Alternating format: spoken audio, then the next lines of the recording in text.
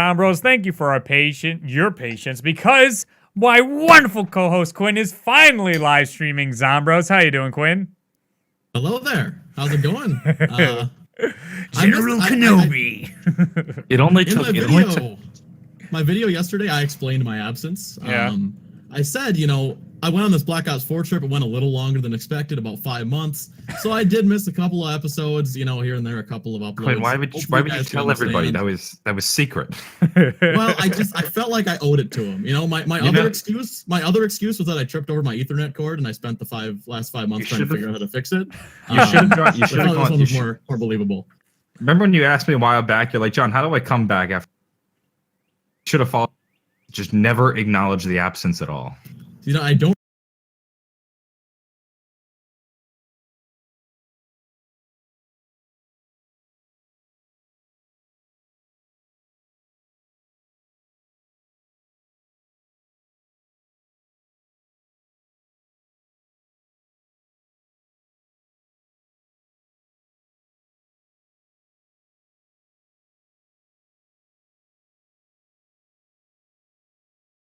I don't remember asking silence, but you just cut out for that entire sentence. Oh. Yeah.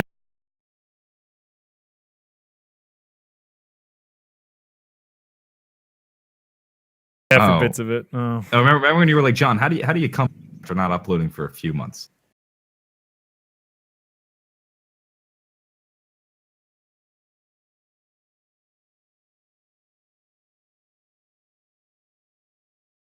You just never acknowledge the fact that you were gone. You just say, what's 6 months absence? What are you talking about? Making videos like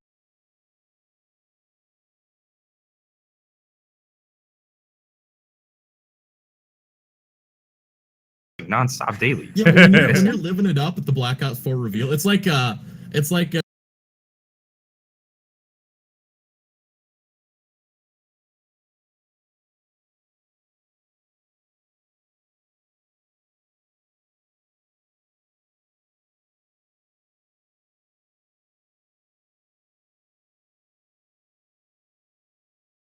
in Red Letter Media when they make the Nerd Crew and they're like, the most important thing is we were there at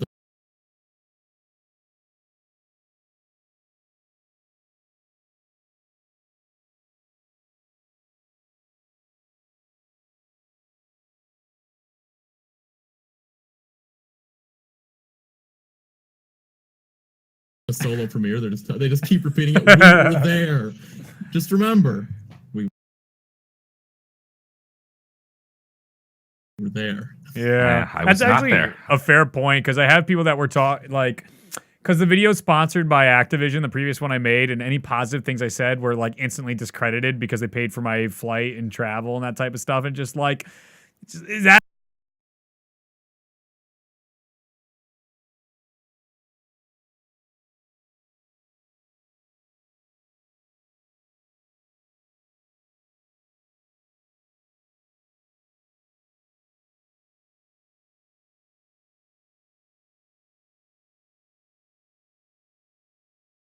That all it takes? Is that all it takes to wow somebody? Just like to give you a hotel and I'm instantly gonna be like,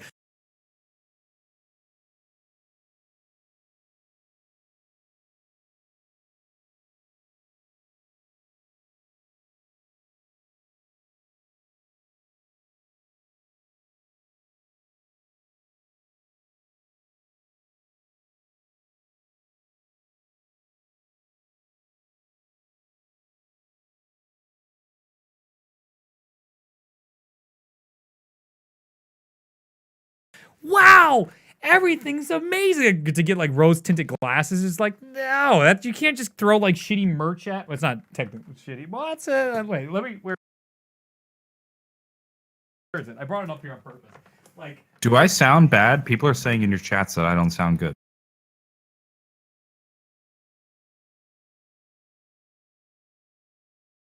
You sound fine. In Reed's chat too. Yeah, somebody said John's mic LMAO.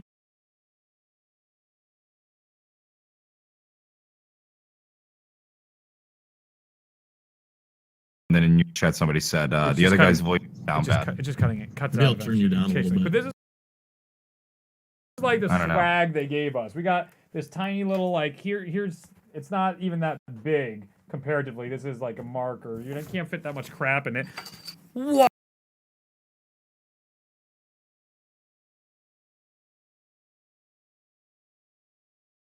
Water bottles. We got water bottles. The same poster you saw. Oh, you got is this that enough poster? for me just like to sell out my My life? poster got so ruined. My poster Like- got destroyed. Like my opinion for a nice Black Ops 4 T-shirt. Yep, that'll do it. I'll totally sell your game for that. I don't know. Did your posters make it home safe? Yeah, they were great. I should have kept my other one for protection for the inside. That's one, why I because took it. Mine just got That's why I took it, fucking wrecked on the way home. It was so bad. dude. Okay, so the edges Guys, of it John's got mic is John's fault. Dude, the TSA agent messed up mine pretty hard at first. He just kept going hard and hard on it, and just like, why I want to come through? Then he looked over and just ripped the freaking posters through. I was just like, oh god! But then I just bent them back a little. I'm like, oh, it's good. Fun story about the TSA agent. I really wanted Nick to get pulled over. Pulled. Oh right, yeah, with the TSA blood agent, vials. Blood vials. Yeah. I was just like, I really wanted that to happen. Yeah, I mean, they would be like, what is this? You've got vials numbered with red liquid. What are these? Explain now before we call someone on you. Oh, that would. I really wanted that to happen. Yeah. If I were Nick, I honestly might have dumped him out just to be safe, so I don't get pulled over with. In case you guys don't know at home what we're talking about, Nixario or Nick, actually, what's his name? How do you actually say it? Nixario. Nick Saru. Not Nixaru. He got the blood vials for making a really good video that Jason Blundell liked. So he got. Do we know what that really good video is? Yeah, I think it was the most recent one he made. Or It one was of the, it was the zombie creator paradox thing yes, that he made. that's the one he said it was. Interesting. Yep. So that was really cool and good for him. I was happy. I took some pictures of him as well, but those were the ones he was wearing on stage. So that's really, really cool that Jason did that. So Everyone took pictures of him that night. And I was like, so I think people were like, I don't think anybody knew Nick actually got him. yeah. It's like everyone sent out pictures with him. My favorite thing to do during a Black Ops event in which Jason Blundell is attending is play the Who Changed Their Profile picture game. Reed fell victim to it once before. I see some people have this time around. Whenever somebody meets Jason for the first time, they take a selfie, and then that's their new Twitter picture. Yeah, why not? I'm never that kind of person where I'm just like, Did you I wanna even take a meet picture with Jason you. Blundell? I don't take a think picture. Quinn did. I don't think he even I definitely bothered took a talking picture to with him. Jason, but I didn't make it my profile. I met him after the discussion. Okay. Mm-hmm. I just went up and said, "Hi." That was your first time. That was your first time meeting Jason, right? Mm-hmm. Okay, And I so talked to Craig a little bit, but I didn't get the chance at the mixer thing. But I didn't get the chance to talk to Jason at all. I 'Cause was I was only sitting at the mixer for like 15 minutes, maybe. Yeah, he fell asleep. I was there for like 4 hours. We got back from the event, and I like texted him like, "I'm coming down now," and I was like, "I'm just gonna sit down in my chair for a little bit." And then I pass out and wake up 3 hours later. Like, oh, I only recognized. 7 p.m. now. It took me a second to recognize Jason with the beard. It's like, ooh, Jason looks different. Jason All right. was looking good. You gotta be real. Yeah, Wasn't no, he? beard is a good look. Yeah. Like, he I pulled like off a better Jason. beard than Captain America in IW. I was like, wow, He Jason. pulls off a better beard than Two me. and thumbs My up. beard is He trash. says it's his developer beard. He's gonna shave it at some point. And then Milo's trying to get him to bet. Oh, I get it. When he's gonna that makes shave it. actually a lot of sense. I like that, the developer beard. Yeah. So we have some announcements we should actually get into on this week. And by the way, if you didn't know, we're on iTunes, so you can always, after the show, check up on us and see if you want to follow us on there. But John and Quinn and I have some pretty big announcements for the show moving forward, and a certain special big thing that's coming up. So this is the big thing. Just so we get our things clear. There's the big thing, the Okay. big thing, and then there was the big thing, but that Yeah. died. So don't worry about the big thing. You'll never know what the big thing was. The big thing. So me, Reed, and Quinn are taking the show on the road this summer. Mm-hmm. We're doing something completely different, never been done in the zombies community. It's what we call the Zomroz European Tour. So we are going to be going on tour with the podcast. We're going to be starting in Paris, and then we're going to be traveling around Europe for just short of 2 weeks. And we're going to be visiting a lot of famous locations from Call of Duty Zombies. So we're going to be going into the catacombs, which was the catacombs of Paris, which was When an will everyone inspiration be able for to Moon, talk but about never the actually turned into roundtable Moon. discussion with We're Jason? going to be then going to Bar-le-Duc, where Origins was set. We're going to be going to Hohenwerfen, where Der Eisendrache was set. We are going to be going to the Flytrap. We're going to be going to the actual Verrückt. We're going to go to Helgoland. There's a bunch of other locations. I can't think of them all right now. But we are going to go to these locations in real life. We're going to film videos there. We're going to record podcasts on location. We're going to bring the zombies storyline in the world of zombies to life like never before. And this should be a really exciting project this summer.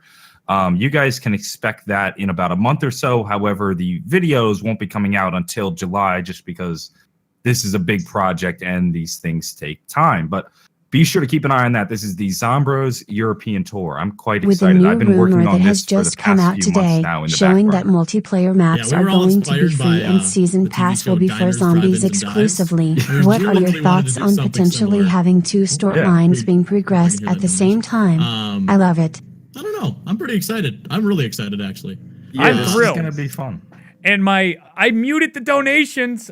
All the music's gone, but now just the text to chat is going on. So once again, I must have missed a feature. I have volume muted on them. Do you have to mute the speech to text on the variations as well? I muted all the music on the variations. Oh yeah, the variations. They're like a new entire tab. Yeah.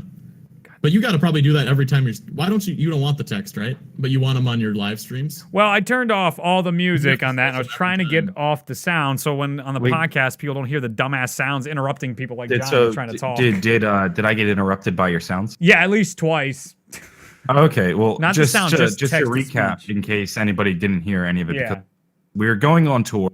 We're going to be hitting a bunch of places like the actual Der Eisendrache, the actual Verrückt, the actual Dries, Helgoland, many other places, recording videos and podcasts along the way, and it should be a blast. I'm really excited for it. It's going to be amazing experience, especially because for each of us are going to do a little bit different things, and I very much want to make this big video about how zombies has taken me over to Europe and what it means to actually be at these places and the history and just how whack this whole situation is, that this stupid little game mode has taken us so far and all that type of stuff. So I'm going to do a piece like that, but it's just to even go there is going to be so interesting to see these real life It's going to be crazy. Like, I know I've seen the Smith Plays went to the actual Der Eisendrache. I'm excited just to see it for myself and actually be there. And then I know I did a series on my channel called The Real Life, in which I talked about the real life whatever in zombies. And I did 10 of these. And they're some of the most popular videos on my channel. I think all of them have several 100,000 views. So rather than sit in my bedroom and talk about the real life Dries, I'm going to take a camera to the real life Dries and show you guys what it actually looks like and how it compares to its in-game counterpart.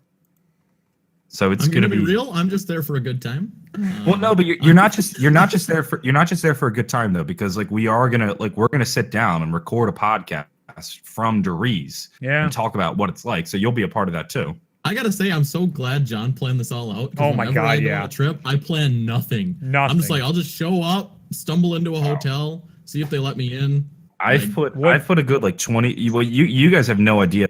Nope. But I've been putting, or not you guys as in you, Reed and Quinn, they know. But you guys, the audience, have no idea. But for the past 4 months, I've been planning, booking, and organizing this trip. This has been a massive project that I've kept on the back burner for a while. But this is going to be exciting. Now, here's the thing about this trip. It's going to be expensive between hotels, between flights, between renting a car, between tours and everything. And we have a new model for you guys helping support the podcast. Reed, if you want to get into that to help not only support the podcast, but also help support this trip. Yes. Because it's going to be expensive. This is Quinn's baby, and we've made an integration of many things to support the trip, but also going forward to make the show much better. As you've seen in recent weeks, it's already been getting a lot better topics and stuff like that. But we're going to continue to bump up the production value of all of the podcasts and everything we can do. So Quinn, just take it over. Why don't you tell us about what we're doing and launching? Well, I spent a lot of time putting together a Patreon to support the show and help us be able to continue to do the show and improve the show, because I think that's been our number one priority leading into Black Ops 4 is to just make this show the best thing it can possibly be. I don't know, that's my number one priority with this show. So we decided to put together a Patreon with a lot of honestly really, really exciting rewards that we've really never had anything similar available with this podcast. So if you guys are interested, it's in both mine and Reed's description. We have several tiers available from $2 up to $10. And we have very, very distinct rewards between the different tiers. And to start off, if you're a patron at any level from $2, or is it $3? $3 up all the way up to 10. The first 100 patrons will be getting a signed postcard from both, or all three of us, me, Reed, and John. If you don't mind, Quinn, I just want to interject. I mind, but just go ahead. I'm gonna interject just to quickly touch on the postcard. So imagine it's something like this. So I picked. You cut out. You cut out. Try it again. Ah, shit. All right. Hopefully you guys John's can hear in me. Germany, by the way, in case you didn't know. Austria. I'm in Vienna right now. Austria. Just to interject. So the first, what was it? 100, Quinn? 100 patrons. First 100 patrons on the Patreon will be receiving a signed postcard from the gang. So when we're at, say, Der Eisendrach, we will pick up a few postcards. We'll write you guys a note, whatever you want on it, or we can just write you a note. We'll sign it. We'll mail it to you, so you guys can get kind of like a signed postcard from us while we're on the trip. Mm-hmm. Imagine something like this.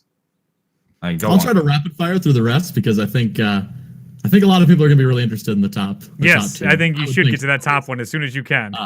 For our classic tier, which is you just want to support the show, but you want to support the show at a basic level, you'll get an invite to a private Zomroz Discord, which me, Reed, and John will all be in and talking to you guys whenever we can about zombies or whatever you guys want to talk about.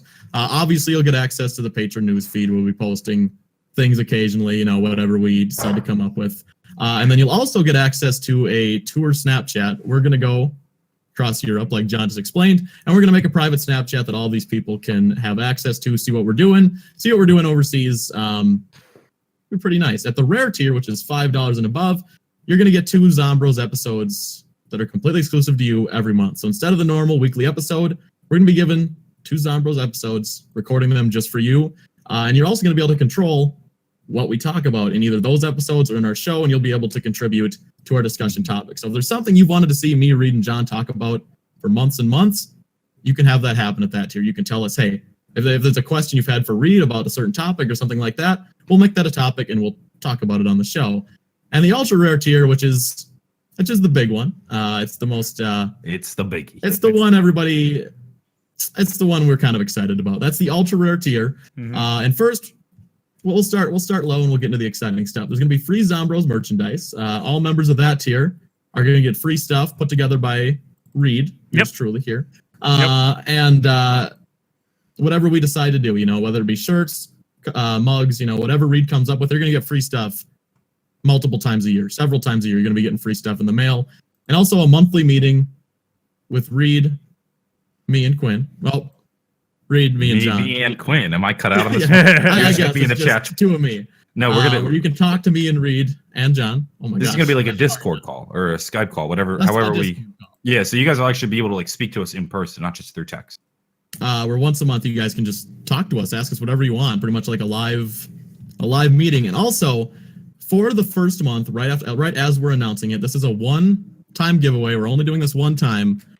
If you enter in at the ultra rare tier, you will be put into a raffle to be a guest host on the show, which is not something we've ever done before. Mm-hmm. We had to think about even doing it.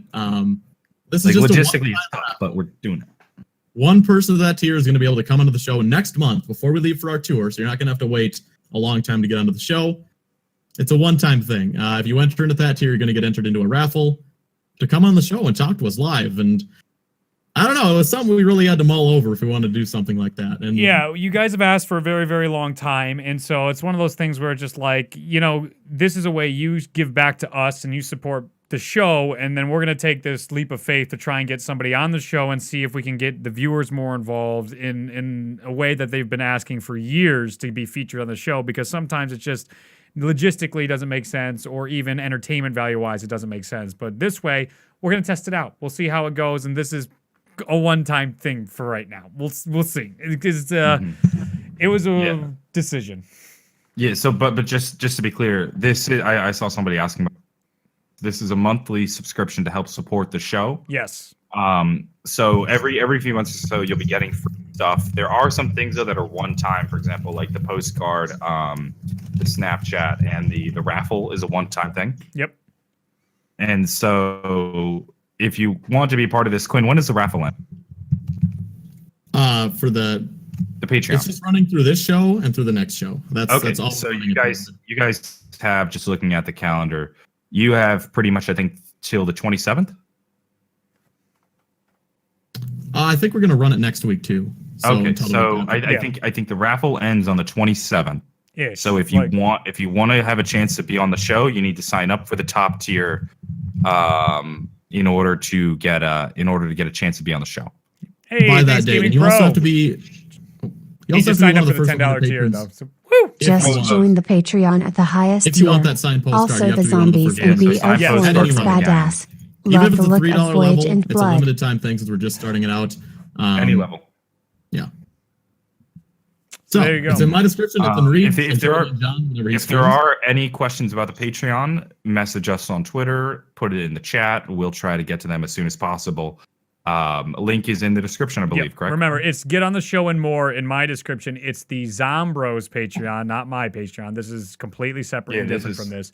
And the $10, the highest one, and the first 100 to sign up, get the signed cards again, and donation interrupted that, just to repeat for you. And that's just something we're running, and because it's our first time launching the campaign. We want something extra for our first patrons. So we just want to say, so some of this is going to help fund the tour, but this is also going to help improve the show. Yep. Better mic, better software. We have a lot, like as you guys can see, we're already planning this big trip, this big project. If we can get this Patreon to something more substantial, maybe we can even consider getting us together in person for shows more often. Having this money gives us more flexibility. Like, we're paying for this trip out of pocket, but imagine what we could do if we had a lot of support from you guys. Right. We could do even bigger things, bigger projects. To bounce off that, like, if all of a sudden we can go, like, there's a guest you really want to see, and we can just show up now, if we can afford the flights to go, like, hey, we can be in town this weekend if you're willing to let Jason Blundell, Craig Houston, Lee Ross, or Cameron Dayton be on the podcast. We can do it in person for a bit, and we can have a mobile setup too and stuff like that. That's where the show's going, to continue to make the most entertaining stuff and get the people you want to see as soon as possible. So not to mention everything from just better equipment to also, for example, want to get a SoundCloud, that's got to cost money. So the guys who are on iTunes show, and then like even some guests, sometimes they can be expensive to book. Yeah. Well, it's not only that. It's going to be a lot easier for us to get guests once we've got the smoother the operation is, the more likely we're going to be able to get. Because I've been trying to get Emma Watson for months and months and months, and she keeps turning me down. I'm just like, Emma, for old time's sake, come on. Like, come on, Emma. Everybody's got a price. Man. Thank you so much, Lobster and Vogue, for both signing up for the Patreon just now. Also, it is in the description for Lose Control, who just asked. It's under Get on the Show and More. Also, just to mention, the bonus episodes. Quinn, what tier is the bonus episodes? Oh, that's right. $10 or the... No, I know you've already mentioned it. That's at the $5 tier. Yeah. I just want to bring it up again. The bonus shows. So everybody who doesn't sign up for the Patreon is still getting access to the podcast. Yep. We are still doing the weekly show. However, in addition to that, if you sign up for the $5 I have tier watched or the most $10 of this tier, podcast. you are now going to Nice be receiving work. an additional I don't 2 even like Zomroz a month. podcast, but So this is you're one of going the from few 4 that shows I to 6 enjoy shows. listening to. I think is that pretty much hit all eggs or all bases? Yeah, I think we've covered all I think the so. So thank you so much. We're going to actually get into the topics now of the show and all that, but that was just our way of being extremely happy to bring you some stuff and hopefully make this podcast way more because of how much you guys all love it so much. So without further ado, we should talk about the Black Ops Reveal and Zombies. So I didn't mean to blow your ears out, but my God, I'm so excited. We actually have content on the show for once. We don't need to just we don't need to there. This is probably a weird first podcast to stream on my channel where the first 30 minutes is just talking about. Reed usually begins pre-show to zombies. All right, Reed, let's get into it. Come on, let's go. Let's go. I'm restarting make me feel bad about the stuff I wasn't at. Oh, that will be easy, my friend. That will be Make so me feel easy. bad. I'm ready to drink my sorrows. Dude, there was so many cool things John missed out on. Like, let's get the merch back. Get the merch. No, it wasn't the merch. But mainly the conversations. Like, that's why I didn't want to leave when Quinn was just like, hey, I want In and Out. I want In and Out. I'm just sitting here like, I flew out all this way. You'd already talked to him for like 5 hours. I love fucking talking to people. Like, that way, like, stories, creative people. It's just In and Out, you liar. Went to Five Guys. This guy's just lying left and right. Oh, like, my God. This is disgusting. There was this guy passed up Five Guys for Jason Blundell. Their stories were so interesting, how they even got into the business and then how they got where they were and just like what they care about and stuff like that. It's so interesting. That stuff is like crack to me. Anyway, We should talk about the maps. What do you want to do first? 9? Do you want to do I want to talk about the one I'm most excited about. Blood of the Dead? Let's start with Blood of the Dead. Voyage of Despair. Voyage of Despair? Did I call it Voyage of the Dead? I did. I keep saying it.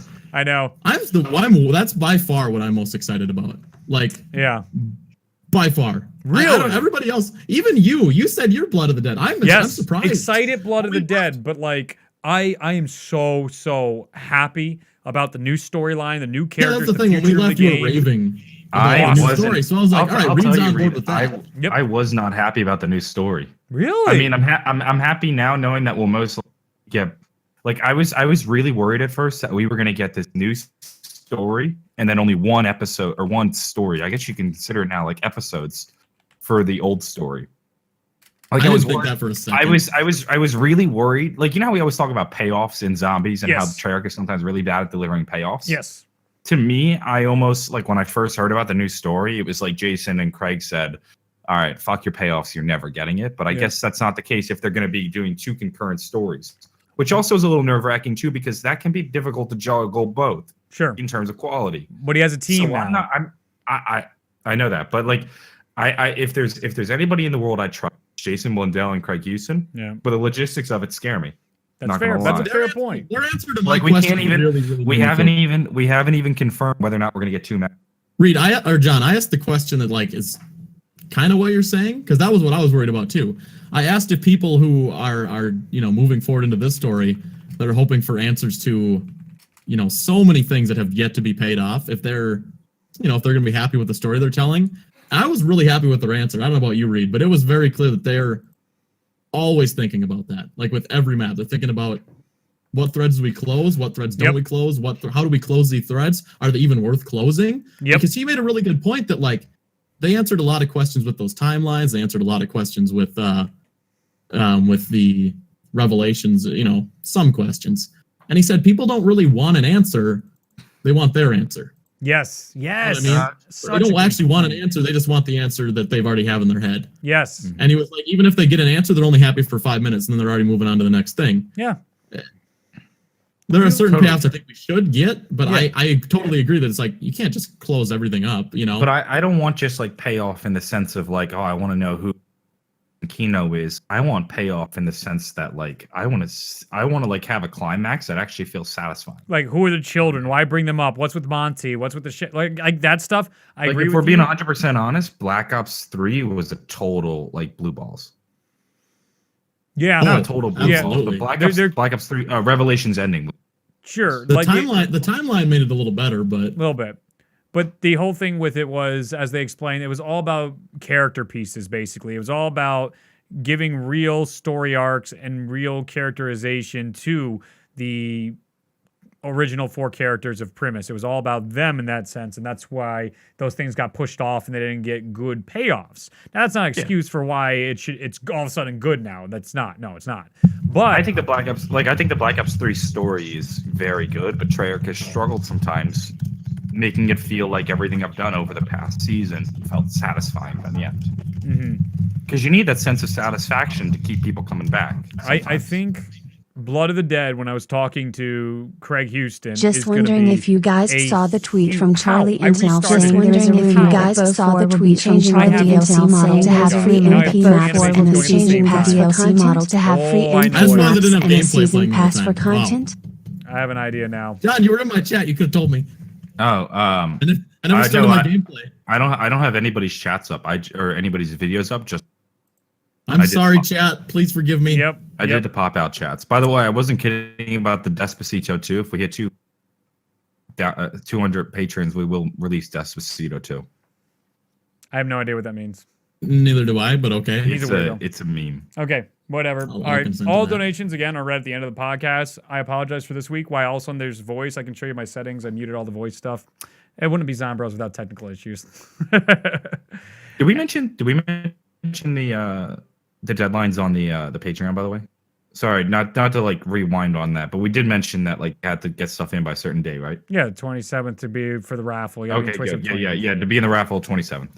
Just wasn't sure. Just in the back of John's mind. Well, it's just like it popped into my mind. I'm like, oh. Yeah, don't worry about it. Let's talk Blood of the Dead. All right, Craig Houston basically he expressed to me what a big love letter. Like, maybe love letter is the wrong word, but like this map is going to pay off a lot from what I was getting from him. Maybe that's just BS. Maybe he was drunk as shit at that point. He was drinking a lot, but it seemed like this was really the care. He built a whole season about developing these characters, and now we're going to finally do something with these Primus characters that should really, really pay off in a way. What can, if this is set during Zetsubo, what can they do? Like, we can learn something, but is the next map just going to be a time jump? If it's still with Primus, is it going to like time jump to after Revelations? There's no though. Are we 100% sure it's post set pre-rev? We're pretty sure. The reason why, let's talk about this. The only thing I bring this up is because complications in the timeline and comics, I know I've spoken to you guys about, but I don't want to bring up because coming up in a pre-recorded video. Like there's a chance it might not be pre-Zet.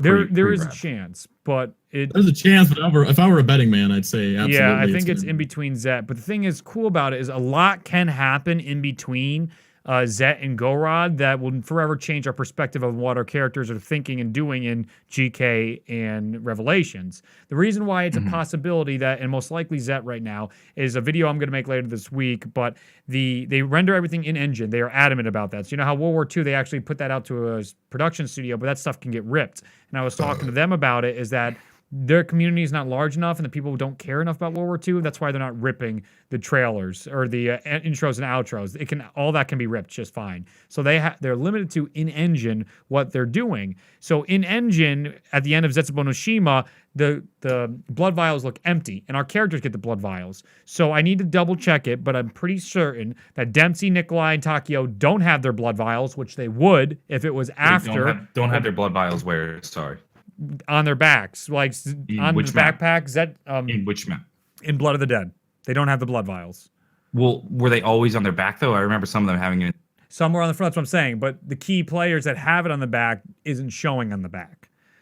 I think Nikolai and Takio have their vials on the back. Dempsey's toward the front, and they're not showing. One of them keeps it on their side. Yes. Richthofen used to always keep it on his front, which is the odd part. Yeah, that's a weird. Just disregarding the story, I don't think if they're making a Mob of the Dead with Primus, it's gonna be after Zed. It's gonna be like that. Just regarding the blood vials, it's absolutely gonna be after Zed. Well, I don't see them making a Mob of the Dead map and then not telling the story. Here's the thing, though. In the comic books, they never go to Mob of the Dead, and we also know that in the timeline they do go to Mob of the Dead. Two different crews, then maybe it's two different crews. Not just two different crews, but it also opens up the door for them to play with a lot of things. Where I don't think it makes it that simple. I think there's going to be a lot of complicated timey-wimey stuff. I think, as Monty says, or who says timey-wimey? Where does that come from? Craig Houston wanted to express the importance of some quotes, and talking to him, it's tough in a video game. You can't always get across what you're hoping gets across. If you read it as a script, he said, I could throw the script down here and you could read it pretty linearly and it would make a lot more sense. But even like how people rip the sound files, all of a sudden you're hearing Takio conversation 3 with Dempsey conversation 2, and they're being put together incorrectly and it's not getting across. Quotes, one of the big ones from, I think, Dr. Mani is like, the way you experience events isn't the way they actually happen. It's not the chronological order. And that's something that also feeds into the Revelations ending, that like when you see they blow up the earth, or they fade away, Sophia blows everything up and the universe or whatever, the Apothicons, then the characters fade away and then it flashes and then you see the origins mounting the ancient staffs. That's not chronological order. That's not happening in right after the other. We don't know. It's left ambiguous because of how complex and convoluted the universe has become. So the things we've heard in Revelations, it's tough to now to try and piece what is meant to be heard where because of the video game setting. One of the big lines that he expressed to me that really meant a lot to him, and Rizzo actually brought it up, which was so interesting, was the Richthofen line about like, when Dempsey died, I felt something. When Takio died, I felt something more. When Nikolai did something, or killed himself, I knew I had to do something to save all of my friends, or along those lines. And that's the characterization they were really focusing on Black Ops 3. It didn't come through very well because no, not at all. Right. I thought it came through. It came through. We searched for it. If we went into the files and listened to the stuff, the conversations were the big part of it. all four I guess players you and I had to are be different playing because I and would- talking to one another. Solo players didn't get that, and that's why they're adding the AI bots. So now you can turn those on and you can still get the full story. That I'm excited about. Yeah, I'm gonna get more into that. I'm very excited about that. I guess you're right. Gonna go. I think maybe the quotes, but I really think they're. I don't know. Maybe I'm biased from Battlefront 2 AI, but AI is still trash in video games. Like, It even in the doesn't best matter. video games, it's so bad. I don't care how bad this AI is. I just want them to be there, so I can carry them through the Easter egg, or Just I like can combat get the training. I can have So fun. how's with that that. good? But what if you're not trying to do the Easter egg? What if you're just trying to play a game? What do? Do they actually go Oh, train? I don't and get it. progress They might through the revive missions? you. They might camp No, I'm in just areas. really curious how that works. Like, is it supposed to be like it? Because I don't think we know. You guys might have your own take on These it. guys could be. Is it going to be like an accentuated solo game in terms of like you still have to buy quick revive? You know what I mean? Or is it going to actually? Are they trying to make it as close to like a solo experience?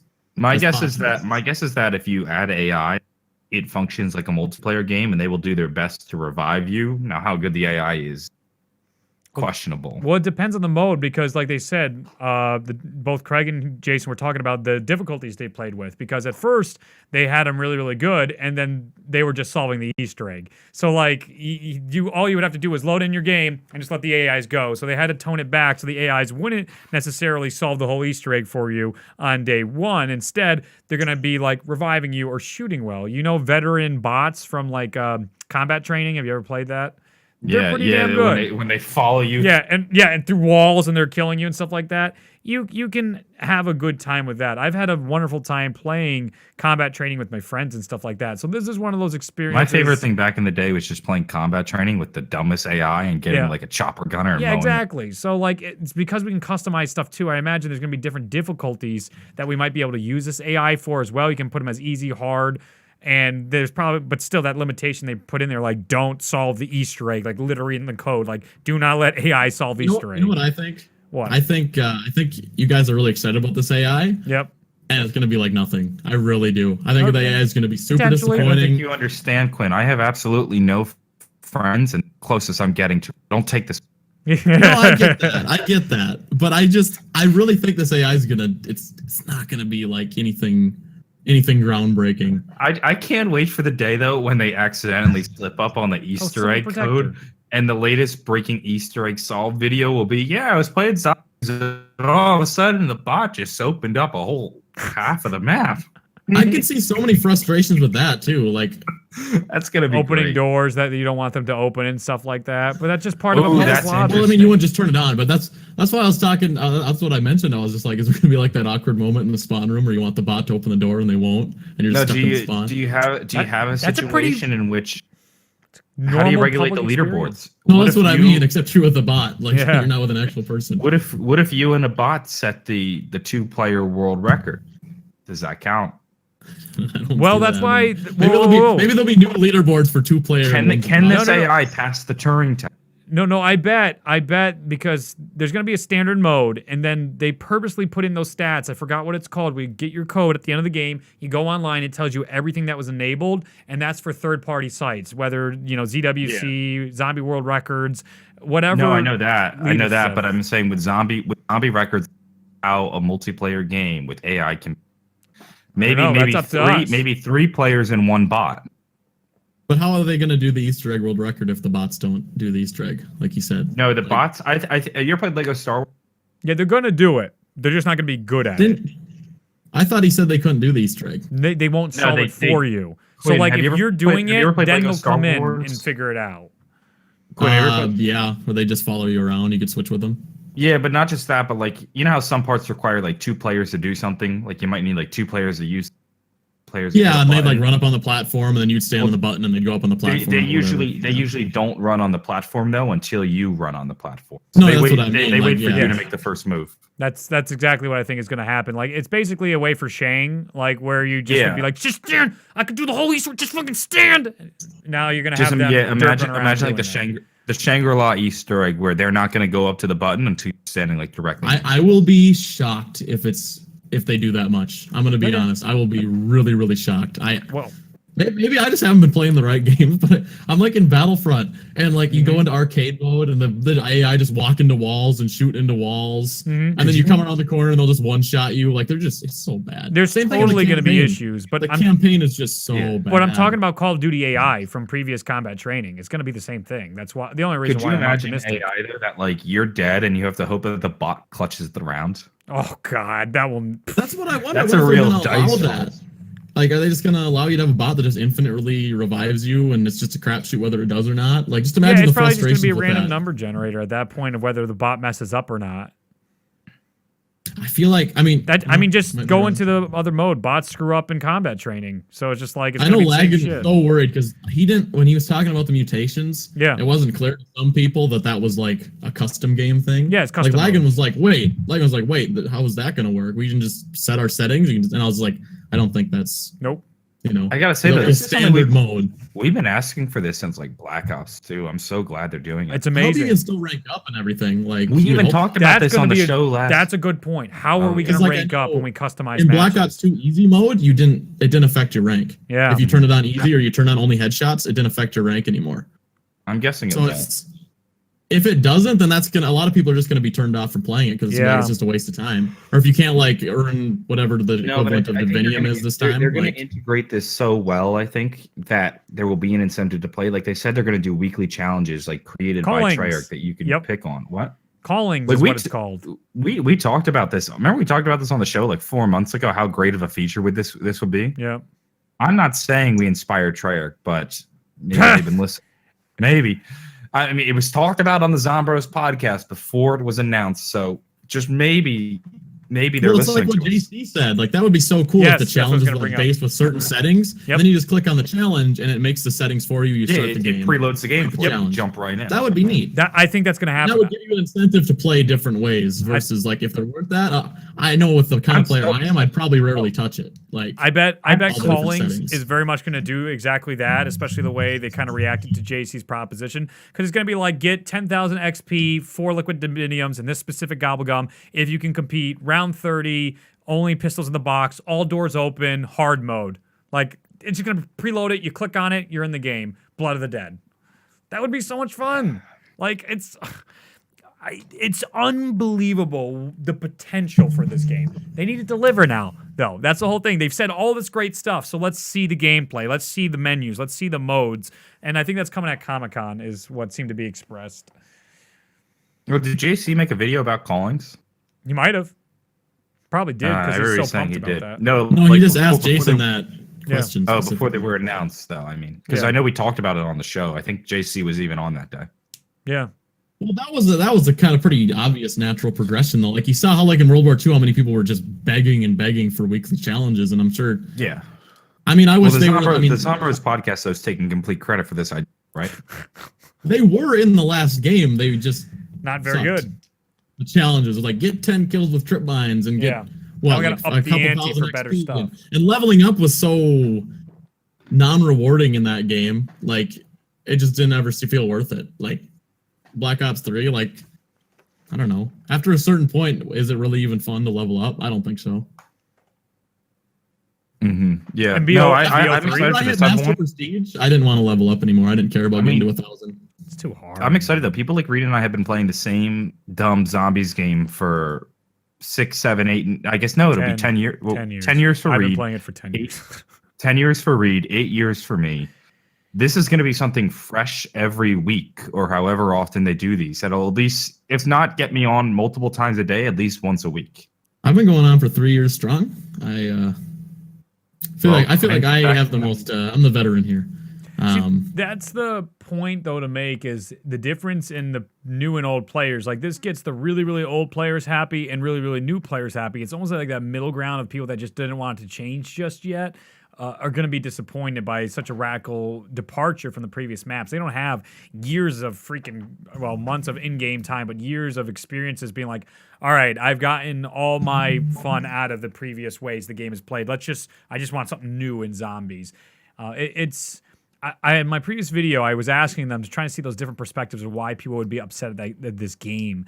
And it's definitely multiplayer campaign reasonings, but I was trying to look for zombie reasonings in particular. Most people generally excited, except the idea of like people who do not like change. I think that was one of the biggest I can't believe how many people are angry at the last. No, I said that leaving the event. I was just like, there's no way anyone's going to complain about this. I was like, they covered all their bases. I can't see what someone would complain about. And then I go on the Reddit that night. Everyone's bitching. We're getting more content on disc than ever, and people are upset about the campaign. Yeah. It's mind-boggling. It's 3 games on disc, by the way, confirmed. 3 maps on disc. We might get a 4th with it's not like we're only getting 2 game modes. Nope.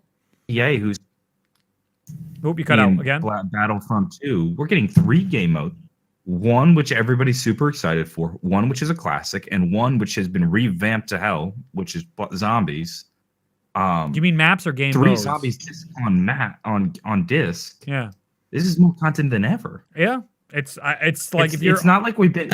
People are wary of this new story, I guess. Yeah. I don't know. Fair. I'm wary. That's fair. I'm wary too, on the but only podcast because prior to this one, I was talking like, I don't want more of the same. Do something different, and then they just gave us both. But Quinn, I'm wary too. This is our 4th new story in 5 years. That's kind of. You're like including like World War II and and everything. No, Well, this is our timeline. We got the Exo Zombies brand new storyline. Then we got the Black Ops 3 continuation. Then we got IW. Then we got World War II. Now we're getting this new 9 crew. Like, but this is Treyarch, and they know how to do it. The other studios haven't proven anything. Like, I know. I trust Treyarch more than any other studio. But there's a side of me that's just like, I just want some consistency. You also got to realize that it's probably not going to be a new story. Like, it's going to be a new story, but it's not going to be completely separated. There's no way. Like, they remain adamant that like this is going to be completely different. And I was like, no, it's not. Treyarch though is my beacon of consistency, and for the first time ever, they've shown, or not consistency, but continuity. Treyarch has been the beacon of continuity because every other studio has had to restart their story 2 times in a row.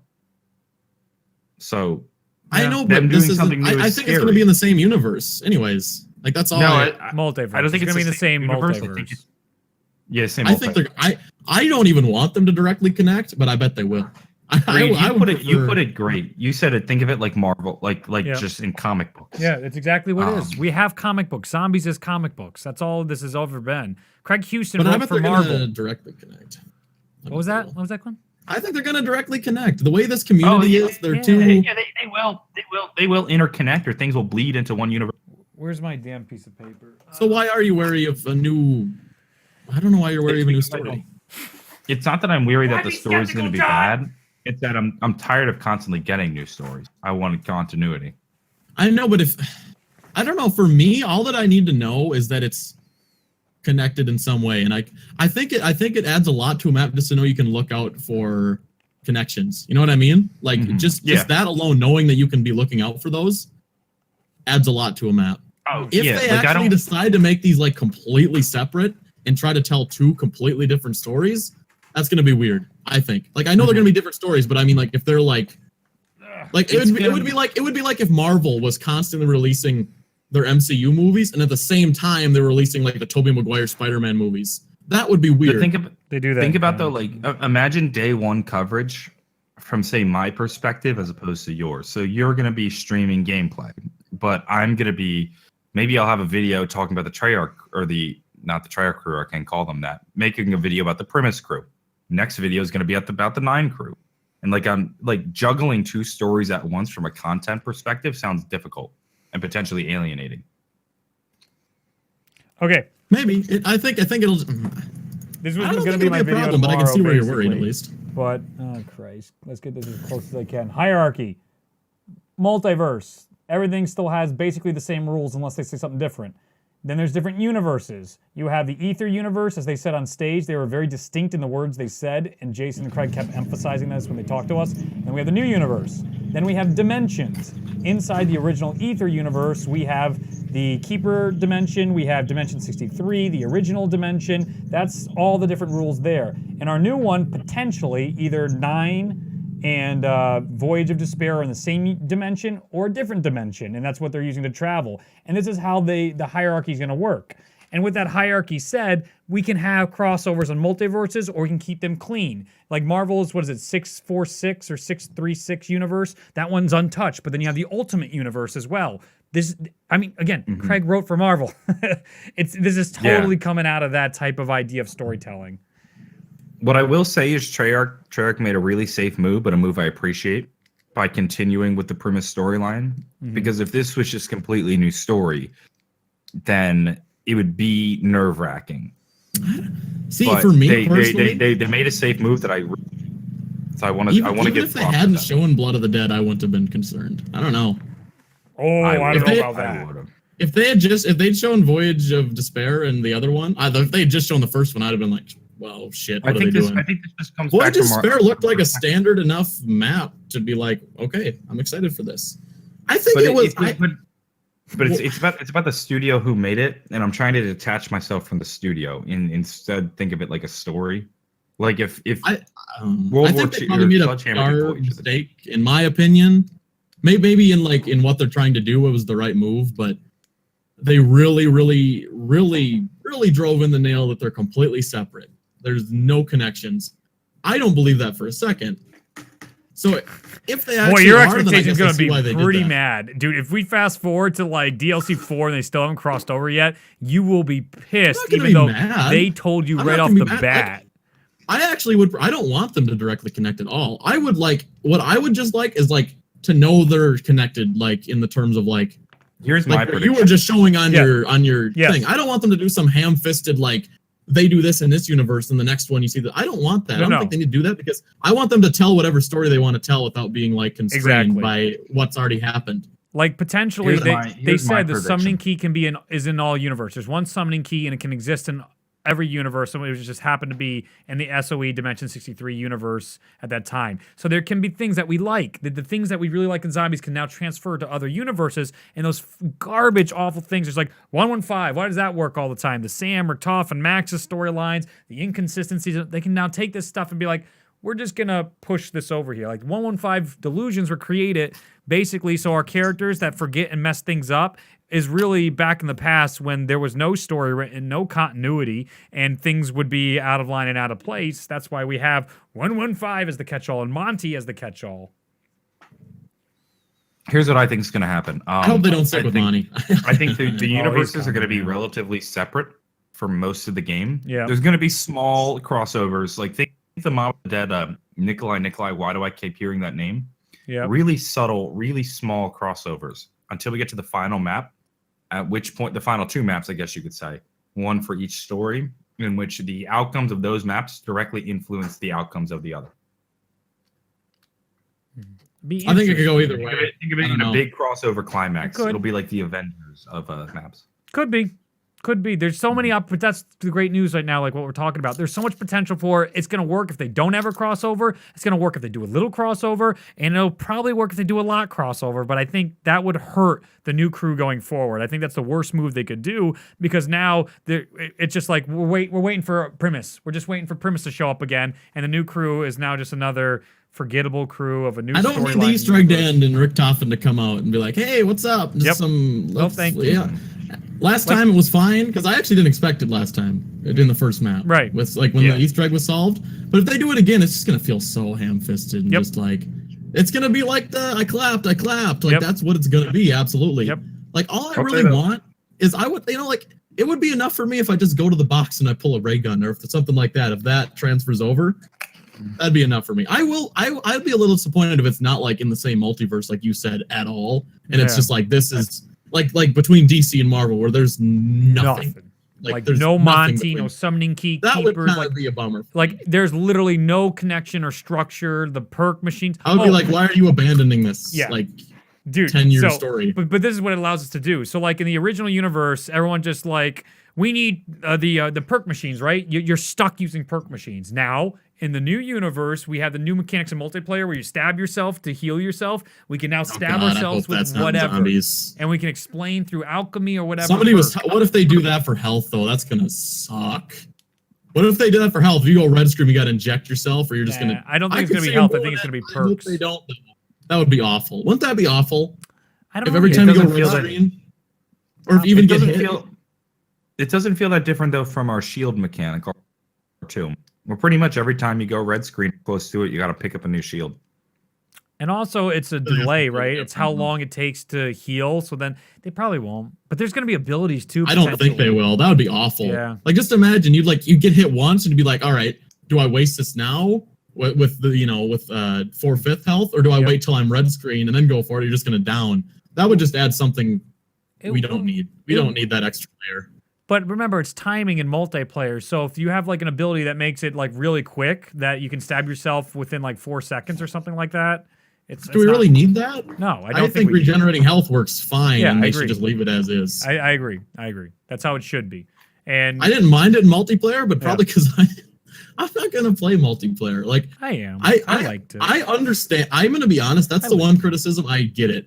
Yes. I get the people that are bitching and screaming that it looks exactly like BO3 because it does. And let me tell you, from someone who plays it, it plays like BO3 too. Like no, wait. There'll be another layer to it once you get the play style down and you're actually being a little more tactical. Yeah, there will be another layer to it, but it's still gonna feel like BO3. It just everything. It's honestly a big part of that is the fact that they reused animations. They reused even some of the voice lines were the same.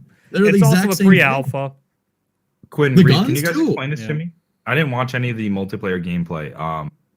There's no more though, like wall jumping or like wall running, all right? Boots on the ground. That's the only difference. It feels like BO3 on the ground. Would you think maybe it then feels like BO2? The multiplayer takes place between BO2 and BO3, and there's actually individual missions you can do to learn the storyline of the specialists. To me, I think it's neat.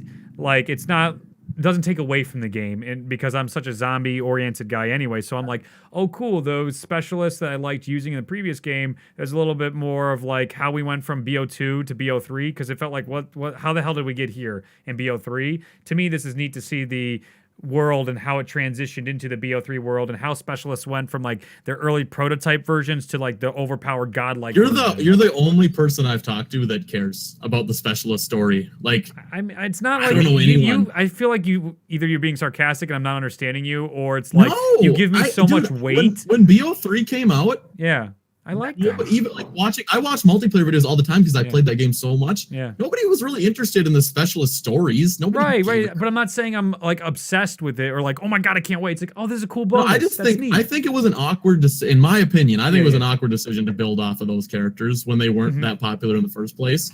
Because it seems like they want to start up.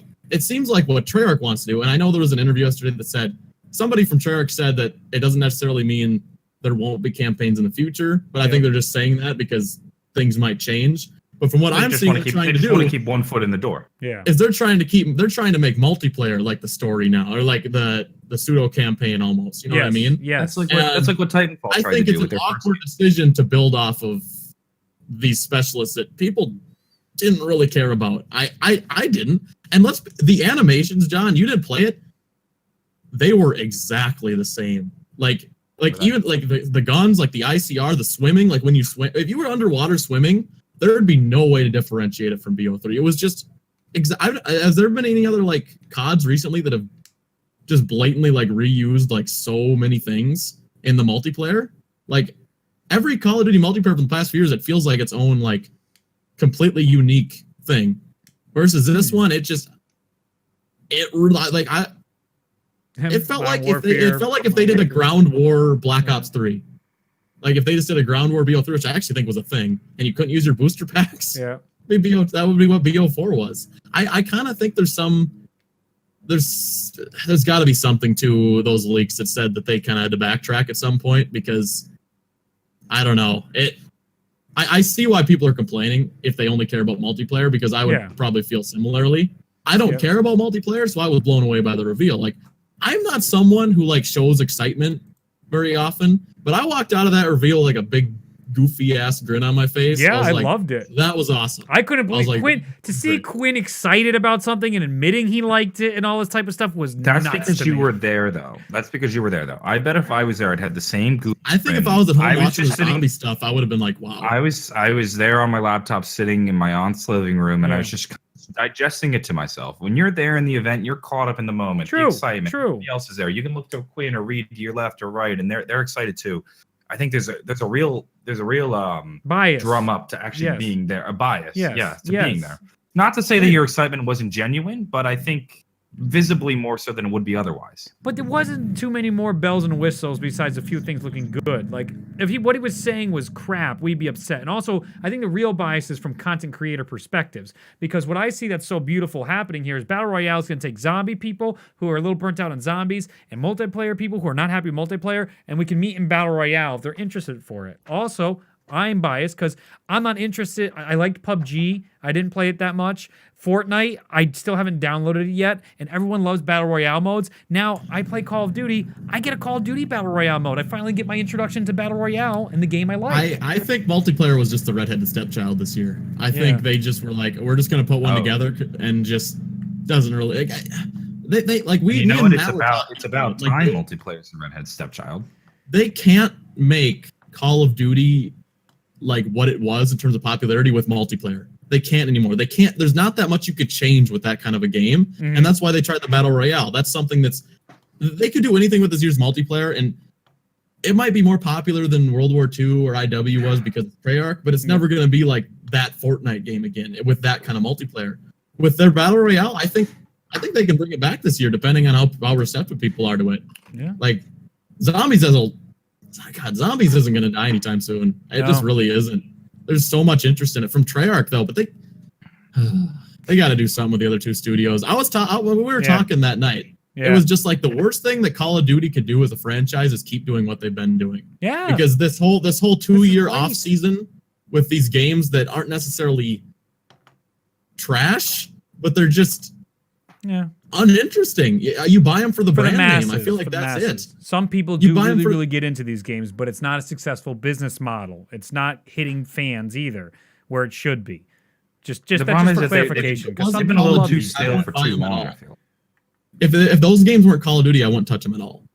That's fine, but that's your preference, though. There are some people that were really, really into it. There's a substantial loyal fan base, but as Jason said, like, it's not that much. It's not. No, I know, but I'm just saying they can't keep riding off that substantial loyal fan base for this long. Yes. Like, Reed, if fan base isn't. If the year Infinite Warfare came out, if there was like a futuristic first-person shooter and it wasn't Call of Duty, I don't think you would have bought it. I know I wouldn't have. Oh no, I wouldn't touch that game at all. No. It was just you're buying it off the name because you're a fan. Yeah. And some people are enough of a.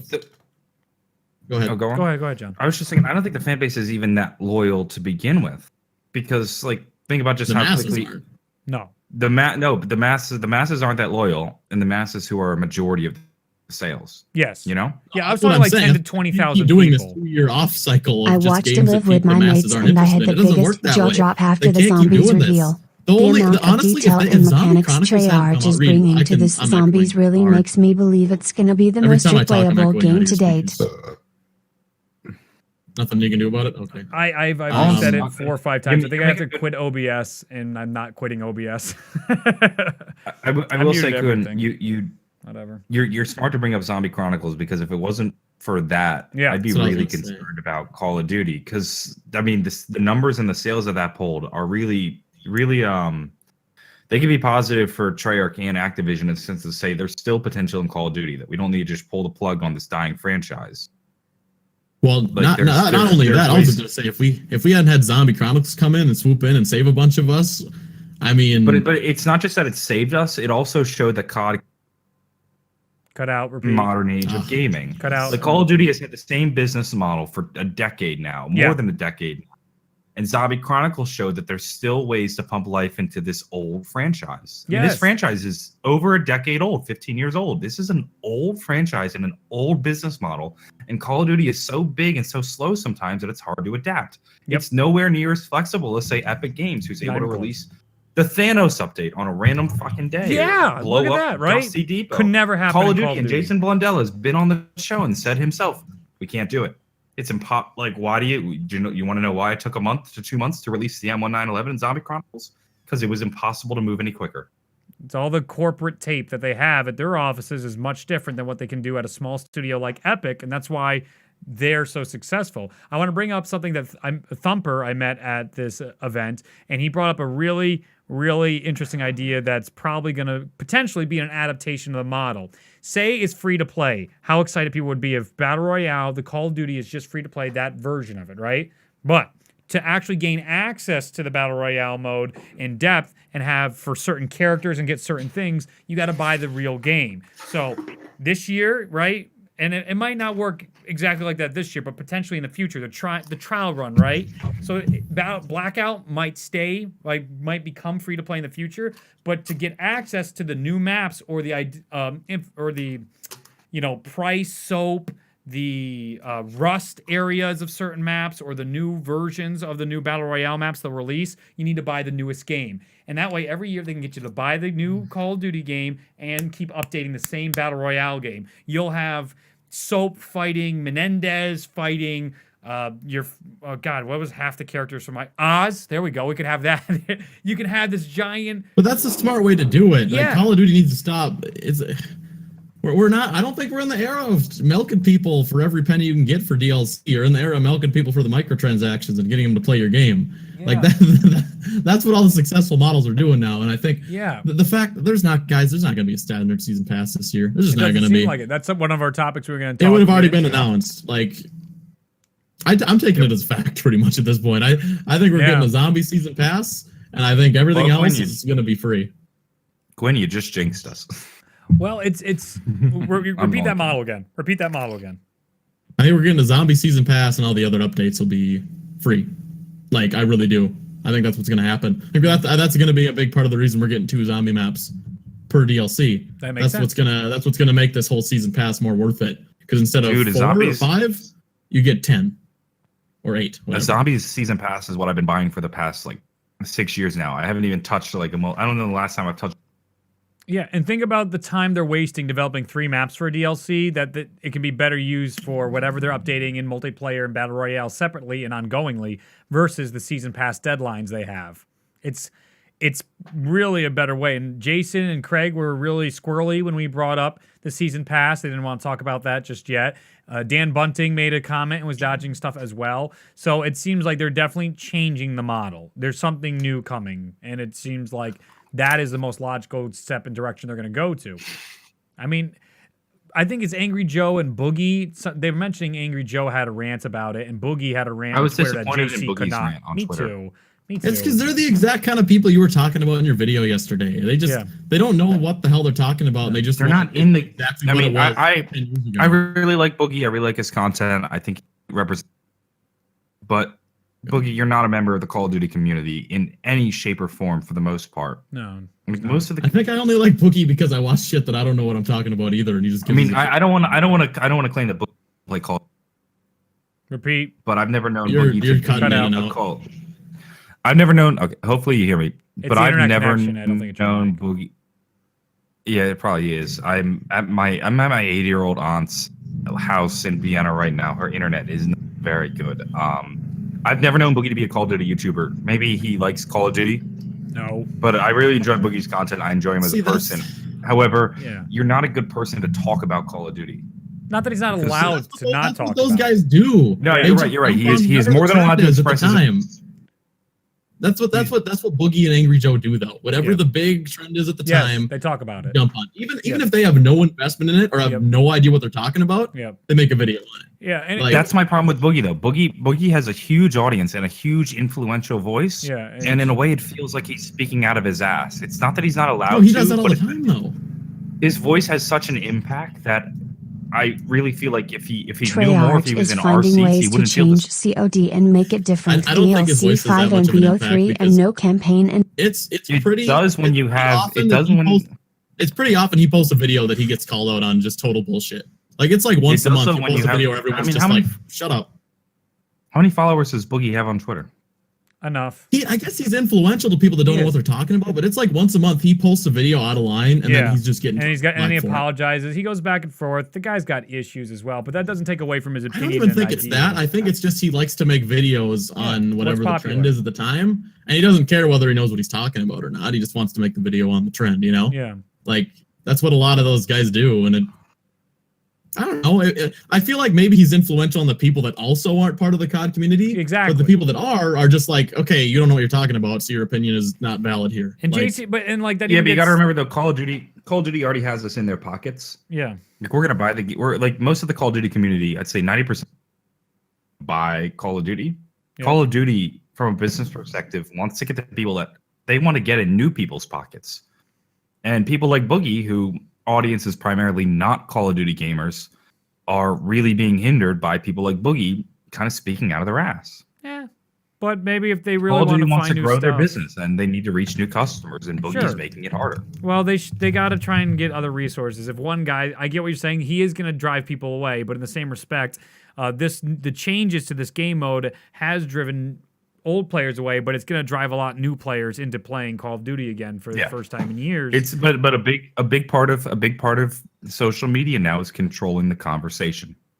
And it's hard to control the conversation when somebody like Boogie is just like bullshitting on Twitter. Him and Angry Joe. And the thing is, it comes from a place of just hating the game mode. It comes from, like, even I'm thinking, screw the haters. Like, I was tempted at first, and then JC just didn't stop replying on Twitter. And I was like, I don't care. He's clearly not listening to JC, and JC's not really having... Wait, did Boogie reply to him? What?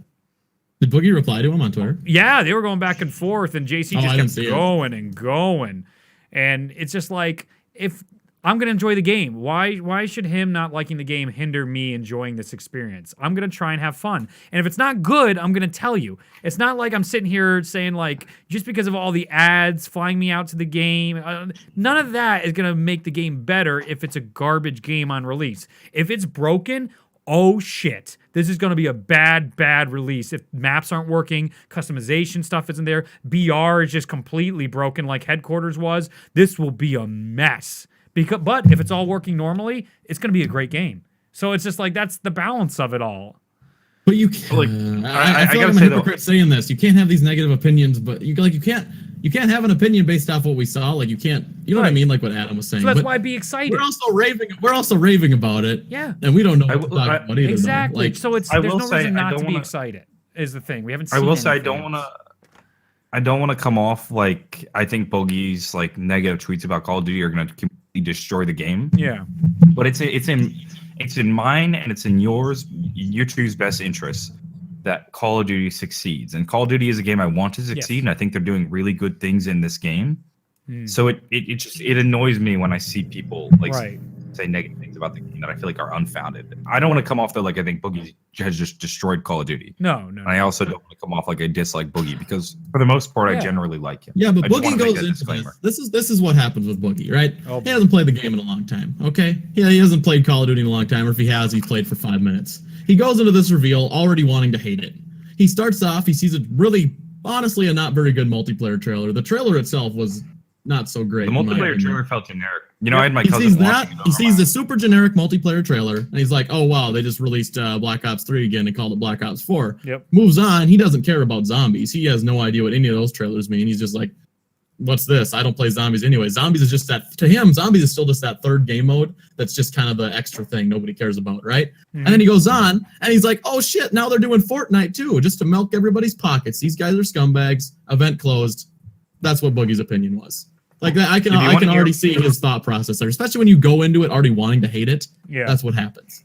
Like, if you want to hear the thoughts of just a regular member of the general like common community, not even the common mass audience, my cousin was watching the reveal over my shoulder. Yep. As I was watching it over my laptop, he thought zombies looked hype.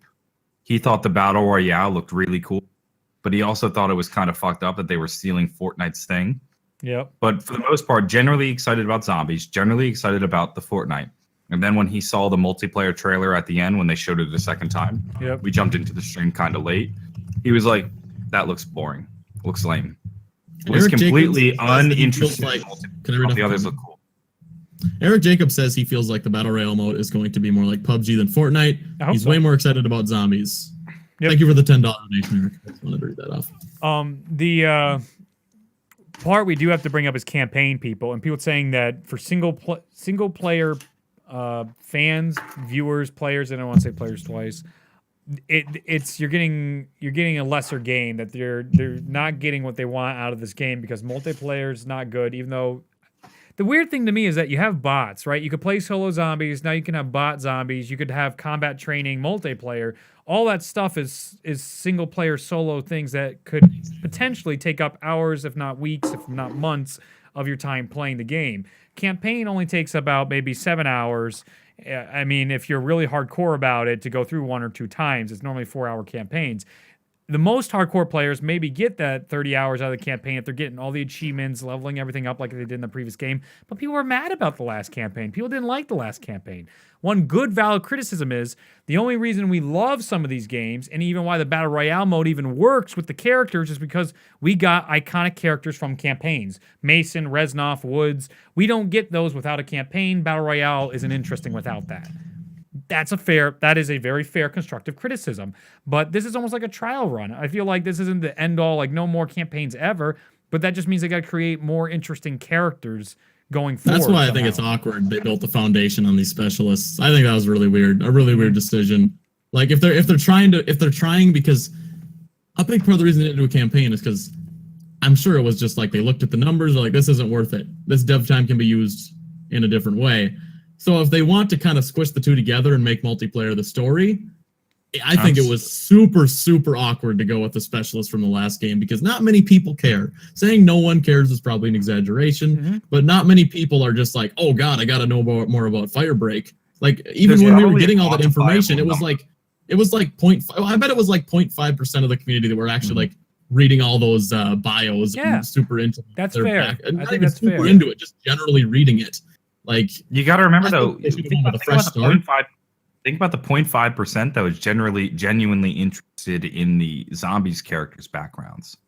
Started from nothing, a pointless waste of time and money, but grew into a massively profitable thing. I know, John, but they already had a full game with those characters. And nobody. Really I bet, like if you look at if Treyarch when Treyarch and Activision looked at the ROI, there probably is a quantifiable number of people who are interested in the campaign. And they felt as though at the end of the day, it was cuttable. What I'm wondering, though, is I still think that the campaign was cut. Is that outrageous to think, or have we heard otherwise? I don't know. I can see there was an interview with one of them, with some developer, I don't remember who, but they said that they never had plans to do a traditional campaign with Black Ops 3. I don't know if I buy that, but maybe. But it seems like early on they dedicated their resources to, like, especially because Jason was head of campaign and zombies from the get-go. It seemed to me that Jason said because of all the shit he has, and he even told us he made a point to go think about all the stuff we showed you today, and I still have more things to show you for 5 more events. He might have got the 5 events wrong. It might, because I don't know what the other 2 were, but E3, Comic-Con, GamersCon, at the very least 3 more events. He's going to be showing us more and more zombie stuff, like perks, gobblegums, more modes, more map. I don't know. There's more stuff that could be coming. I don't think we're getting another map. I don't think we're getting another map. Yeah, when they first revealed them, I was just like, oh, there might be a season pass. Well, never mind, because if they're doing a zombie season pass, how the hell are they going to get us to buy it? What's it going to be? A special editions, the collector's edition. But to be fair, I mean, I don't know about me. I would buy it no matter what. But I can't see a 4th full-blown map. Wouldn't that be nuts for like a pre-order DLC? Well, it might be like a Nuketown again. It might be some small little thing. That's what I want them to. That's what they should do. Nuketown remastered. Now, that would give me more excited than the entire reveal. It's probably going to be, oh my God. Small Nuketown size map. It's going to be like Nuketown 2065 zombies, and Quinn's just going to come instantly. Did you see what they did? Did you see, wow, I just said the same thing like 12 times in a row. Yeah, I do. On the beta map. On the beta map that we played, right? There's multiple things around that map that reference the year 2065. So I really do. Apparently, it was rumored that multiplayer was initially had boosters and was set after Black Ops 3, and then they backtracked and removed a bunch of things. Okay. And there's on the Reddit, there's a bunch of posts about a bunch of things around the map that said 2065, the year 2065 that hadn't been removed yet. I really. What year was Black Ops 3? Was that 2065? Okay. Is everything lagging like crazy for you? No. Oh, I just couldn't hear anything John said. Okay. 2065 is when BO3 it happened. So this is between BO2, which is 2025. So this is probably like 2045. I don't know. I think it's interesting to me again. I just find it a little like, oh, that's cool to see a connection because I was so like dumbfounded to jump from BO2 to BO3. There was like no connection at all. And that annoyed the shit out of me. But a campaign would have done a really good job at bridging. What the hell? How did Menendez go from like crazy world-ending villain to just like one sentence of reference in BO3? But that's a decent argument they have for the campaign stuff. But what we get as a trade-off, I think Kevin Sherwood said it to me, or just like none of this would even be close to possible if we had a campaign mode. We would not have been able to make any of these things. See, that's what I thought they should have done with the multiplayer. I think they just should have played rewind. Kevin Sherwood told you that? Yeah. Kevin works for Treyarch, by the way. Yeah, but why? Kevin's just more of an audio engineer, isn't he? Probably been working there so long, he knows. I'm sure they talk about what's going on. It just seemed like it seemed like something that like Jason or who, like, you know, some higher up would. They told me about his process. They go to him and we're like, hey, this is what we're doing with the map. This is what we want for the song. Could you make us like this song? And he goes, okay. They don't see him for 2 weeks. They're like, well, where's Kevin been? He's like, oh, he's at home. He's working. And they're like, oh, wait. So okay. is Kevin not a freelance employee? No, Kevin he works for Treyarch. He's not. Oh, I thought he was just freelance. Yeah, I know. That's why I was trying to feel it out when I was talking to him. How does that do? Like, how does that work? How he just gets paid per song? Or? No. I think he probably has a salary there, and then they ask him. This is just one instance. He probably has other jobs and duties. But just when Jason was talking about when they give him a song, or Craig, he goes, okay. He goes home. They're like, yo, is Kevin in today or whatever? And they're like, no, he's working on it. And then 2 weeks later, he has the final cut and everything, brings it to him perfect. And they're just like, Jesus. He actually described, Jason actually teared up and got emotional over the Dead Flowers intro, that because of the words and the lyrics and what they were trying to do with the trailer and tell with the storyline and the stuff they are seeing that we're not necessarily seeing, that they got very emotional over the Dead Flowers one, which was really cool. It's like, oh, you guys, if they're crying over their game in their office, they care about the game. Doesn't mean it's good, but they care. So it's just like, to me, it's like, I'm giving it that chance. Let me see. Let me have fun with this. And if it's not fun, I'm going to tell you, and it's going to be depressing. You know, all this time I just thought Kevin was a freelance. No, Kevin, Brian Tooney, Brian Tooney's the head, and then there's a couple other guys that are audio dudes. Before the last couple of years, I thought everybody's had like a huge bias towards Treyarch and just But the last 3 years have made it very clear, like, the other studios can't match their quality, at least right now, with what they're doing. I mean, these last two games, they haven't been very good. I don't know.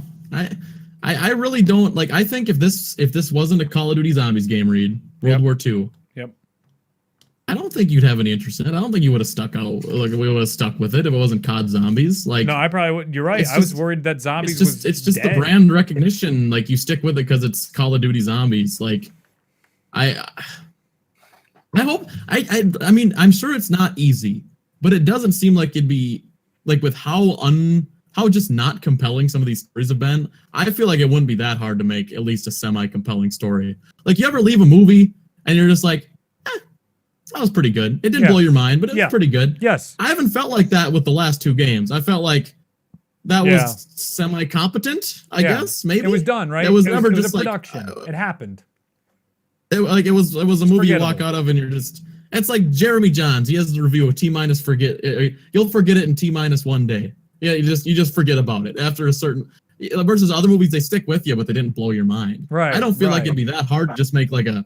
Especially with how into it we are, and we still leave it and forget everything. I just feel like it wouldn't be that hard to just make a decent story. I feel like the gameplay would be the harder battle to do than just having a somewhat compelling... Like, the stories and the characters in the last game, they were pitiful. Like, it's not hard to make a more... Like, Poindexter and those guys, you can't tell me it's that hard to make just a character that you released.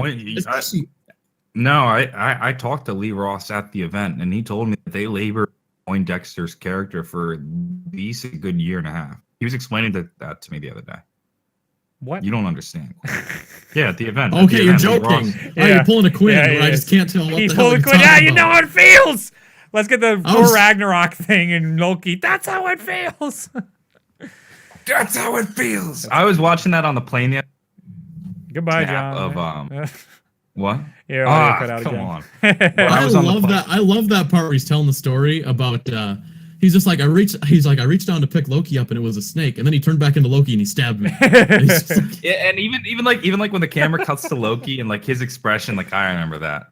No, I was on the plane the other day and I was watching Ragnarok, and I showed you guys a video of piss off ghost scene, but then I remembered that I'm in the air and I don't have any Wi-Fi. Oh. I wanted to send that to you. Oh, it's so good. That's a shame. I had another good audio story that Jason or Craig told me about. Ah, dang it. What was it? Oh, I remember. Speaking of audio, no, you guys heard